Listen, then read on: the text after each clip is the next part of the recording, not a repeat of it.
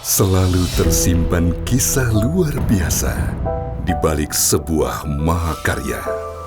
Ukiran inspirasi dalam goresan tangan sang maestro, dipadu teknik desain modern.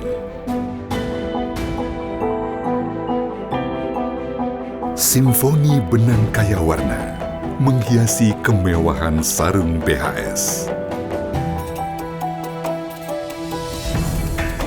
Tempaan keterampilan ahli tenun membawa kualitas BHS ke tingkat teratas. Puluhan tahun pengalaman dan dedikasi untuk sebuah mahakarya seni. BHS, puncak pencapaian karya. Mahakarya Seni Tenun Indonesia. BHS, The Art of Craftsmanship. Seru teman-teman bahasanya. Jadi dalam personalisasi saya di sini, Kang Guru itu lahir sebagai antitesa sebuah intelektualitas yang genuin, sebuah potret kesederhanaan orang Indonesia, tetapi memiliki pandangan yang luas bagaimana pembentukan proses tersebut hingga hari ini. Kang, panjang apa sih? Iya, pertanyaannya panjang, tetapi saya nyambung di pertama tadi bahwa Kang Guru ini apa sih masalahnya bagi mereka yang dianggap cendekiawan, intelektualitas, kemudian hadir seseorang paling enggak di Indonesia yang belakangan sangat populer adalah ada Gus Baha dan ada Kang Guru. Bagi saya ya ternyata akademisi, orang teori-teori akademisi juga terbantahkan dengan hal-hal yang semacam ini. Nah, kemudian pertanyaan saya, kenapa masalahnya bagi mereka?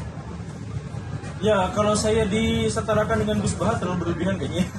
Tapi kalau misalkan membahas tentang intelektualisme sekarang, orang-orang intelektualitas itu, termasuk kita semua, itu punya masalah bahwa mereka itu terjebak dan terperangkap pada apa yang menjadi pola pikir masa lalu.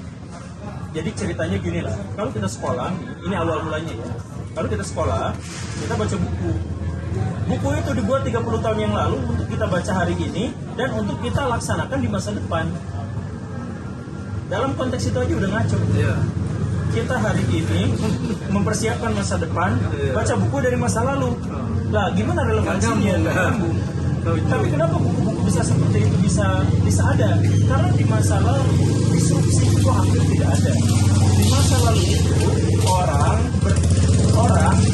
berpikir seperti ini, kemudian diajarkan kepada anaknya, kepada cucunya lagi, berikutnya sampai 8 generasi itu tetap relevan. Karena tidak ada perubahan signifikan di zaman dulu itu.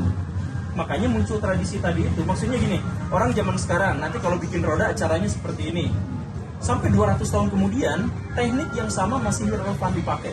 Tapi sekarang, nanti pakai HP ini. 3 tahun yang berikutnya itu udah nggak laku.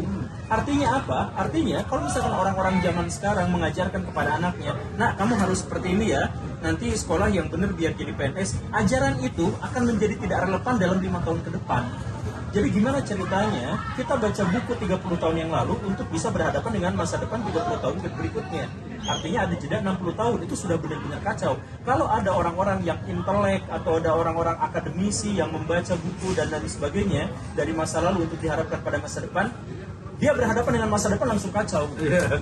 Udah nggak kontekstual juga tuh. Saya mohon maaf, bukannya merendahkan, bukan apa. Saya ketemu banyak profesor yang justru karena akademis jadi ngaco.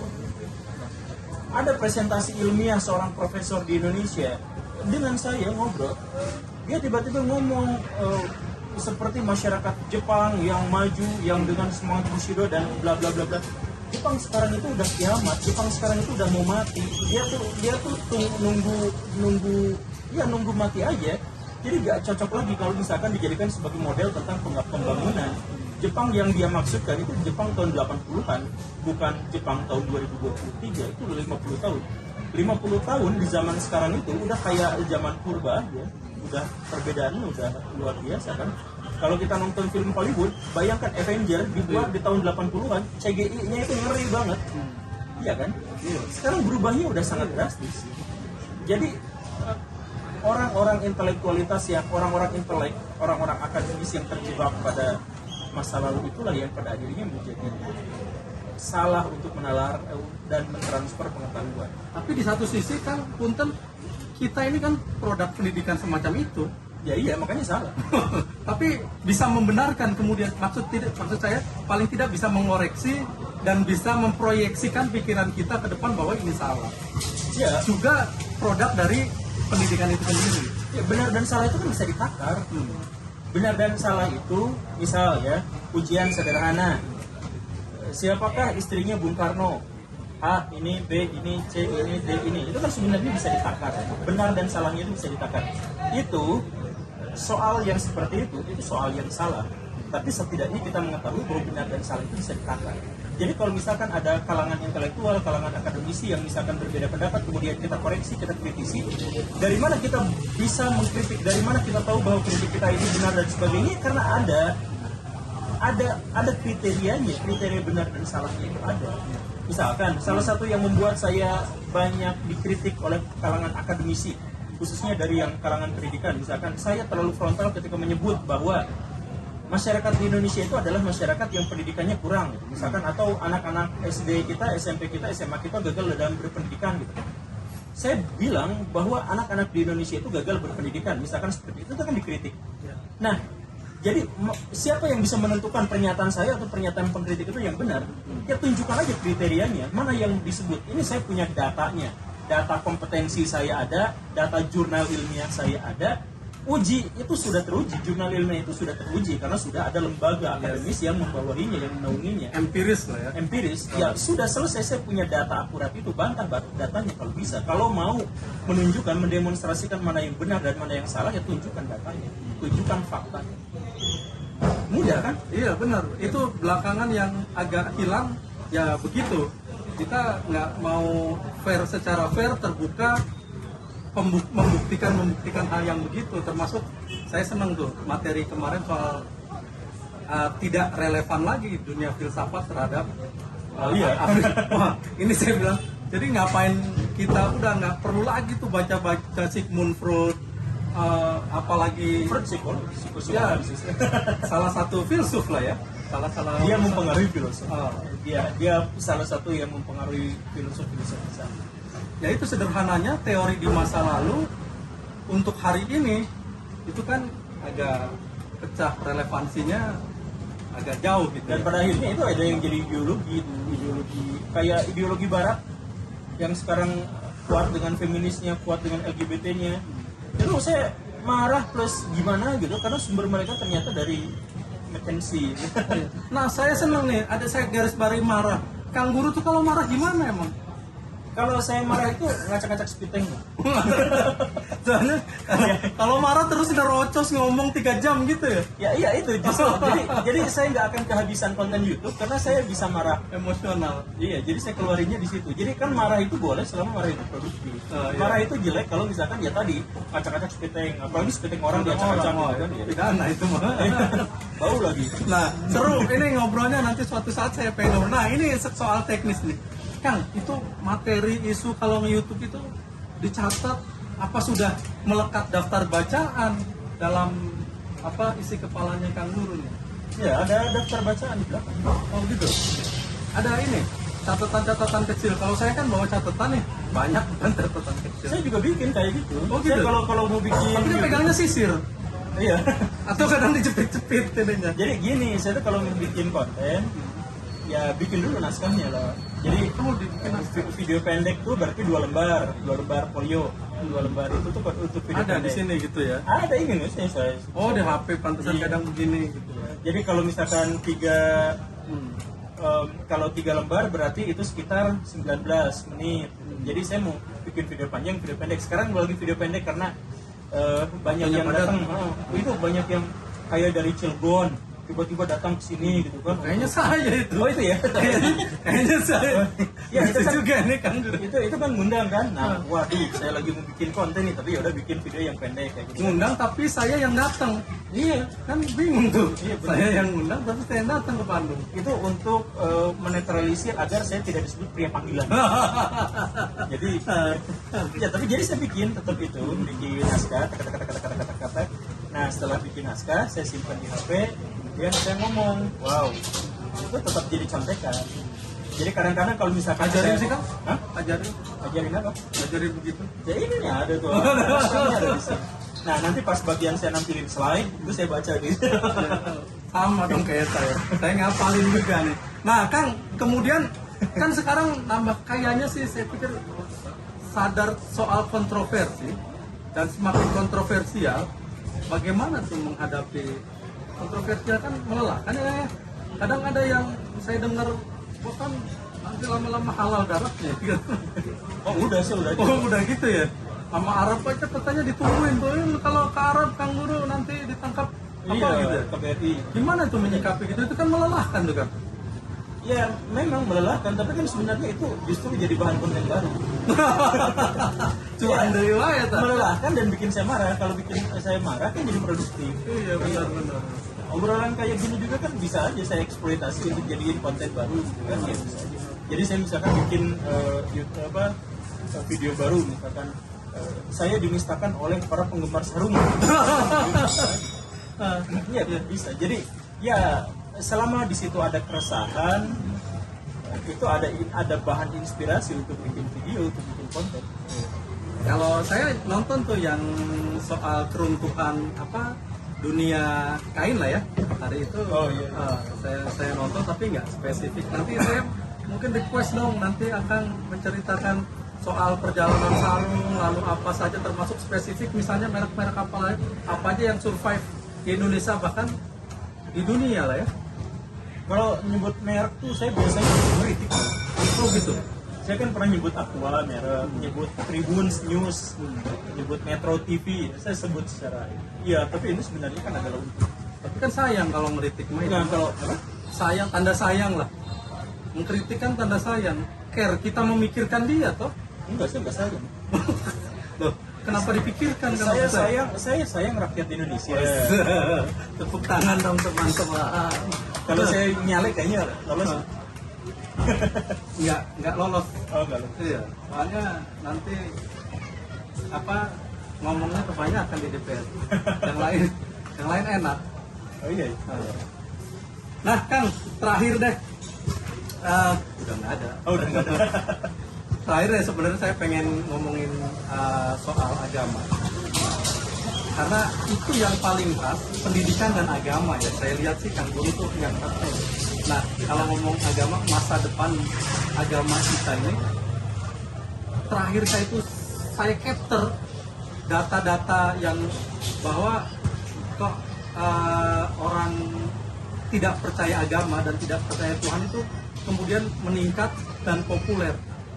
Apa begitu dan kenapa ya? Agama itu untuk kelas menengah dalam konteks yang masih intelektual.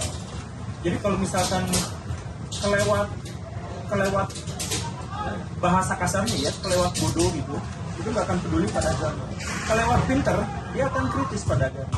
Jadi agama itu yang paling banyak tuh yang di kelas middle itu, di kelas tengah-tengah itu. Bahkan yang peduli pada agama juga kebanyakan adalah kelas yang tengah-tengah. Kelas menang-mending itu. Iya, kelas menengah itu. Nah, itu sekarang ada survei bahwa kelas menengah itu semakin tergerus karena elitis. Sekarang itu dunia itu semakin elitis, semakin kapitalis dan semakin oligark. Jadi akhirnya apa? Yang kaya menjadi semakin kaya, yang miskin menjadi semakin miskin. Jadi orang-orang yang ada di tengah-tengah itu sahamnya diambilin sama orang-orang yang atas untuk memperkaya diri. Akhirnya menjadi konglomerasi yang besar, yang raksasa gitu. Sekarang misalkan ekonomi itu 50% ekonomi dunia dikelola oleh 10% orang misalkan itu kan. Nah ini semakin kuat dan di Indonesia itu gila banget ininya, kesenjangannya itu gila banget sampai berkali-kali menjadi lebih oligark daripada orang-orang Roma gitu kata Witters. Nah ini jadi kalau sumbernya seperti ini, jadi kalangan agama itu menjadi semakin terkejepit, kepepet gitu. Jadi orangnya banyak tapi ide-idenya tetap gak berkembang.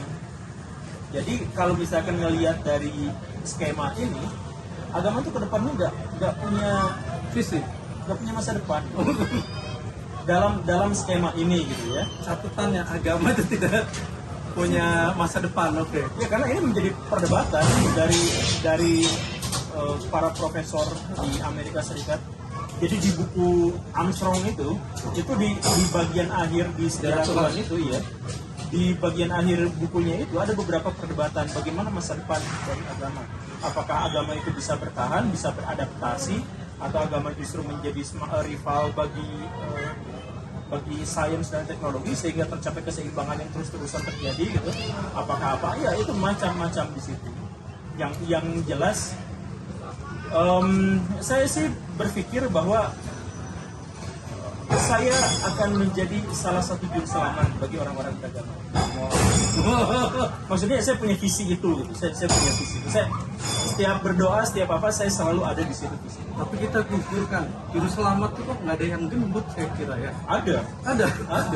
Masa? Iya. Maitreya itu digambarkannya agak iya.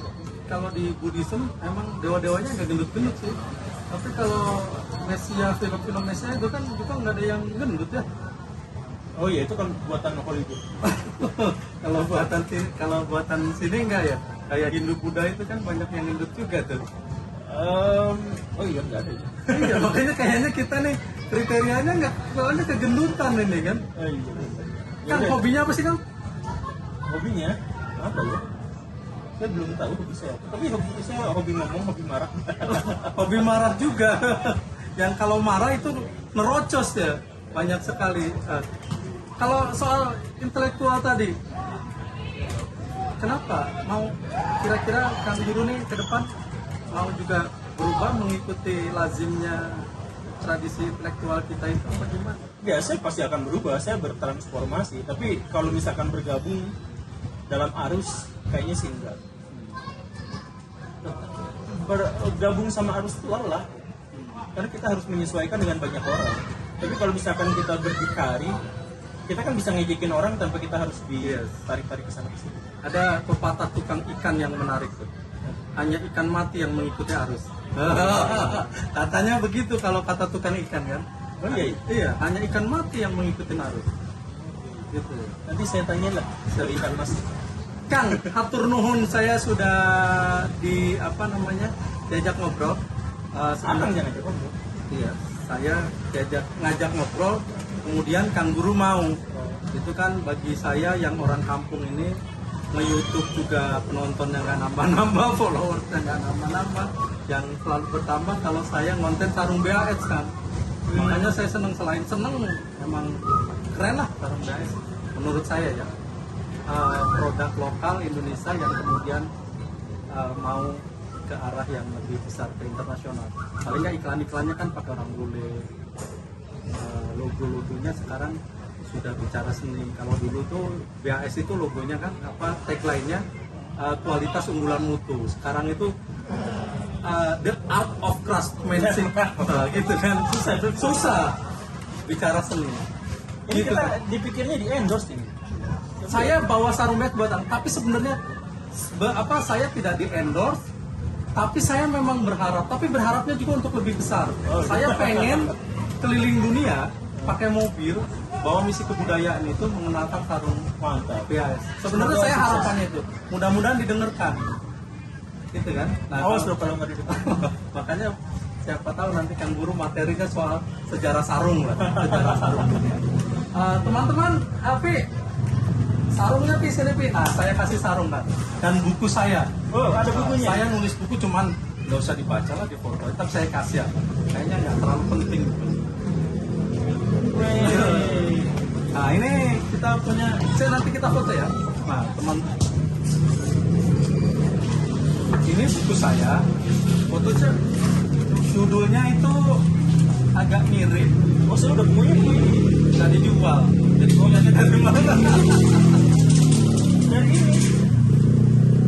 Oh, ini yang kepala sekolah itu kan. Oh iya, dari Tasaro ya benar. Oh udah punya.